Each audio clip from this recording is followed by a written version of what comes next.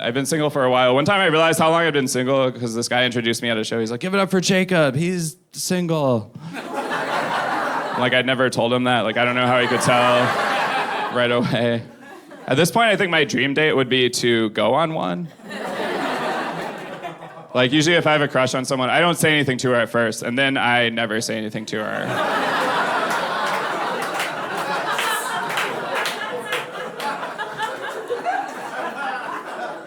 So I don't know if that's gonna work out, but I think the worst date I went on, one time I went on a date and it was at a bar, I met her there, but then her ex-boyfriend showed up and they started talking and they ended up leaving together and I was still at the bar. So it wasn't off to a great start. And later my friend's like, how'd it go? Like, did you get to third base? I was like, I don't even think I got to hit the ball. I thought I was gonna play a game, but this other team showed up.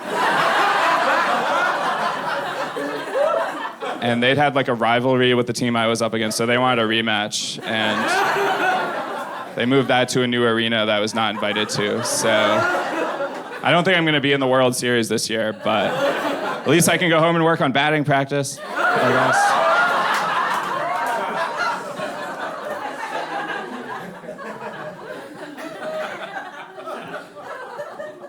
I'm from Kentucky originally, and people don't guess that based on how I talk. They guess that I'm from a robot factory. That's what. Be like, I guess we already got that guy, so.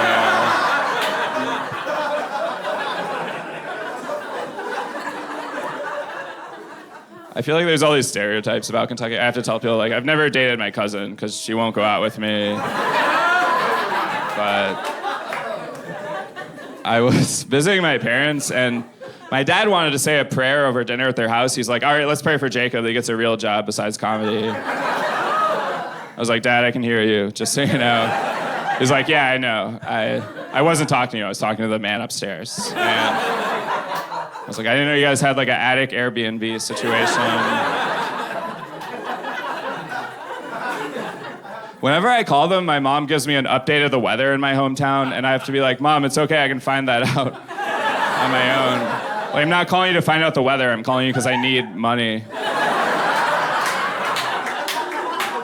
Dad was right about how my comedy's going, so. I was visiting my parents, and my dad was like, I don't know how you live in New York, people there live like rats. I was like, hey, I was on the train the other day, rats have a lot more space than that.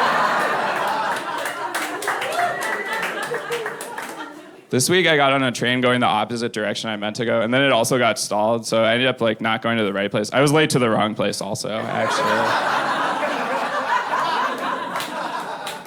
Which was frustrating. But I love the moment when I get on the train and the doors close as someone else is about to get on. And I can still see that person through the glass. When the train leaves, I just pretend like that person is an undercover cop that was following me. I'm just like, better luck next time, detective.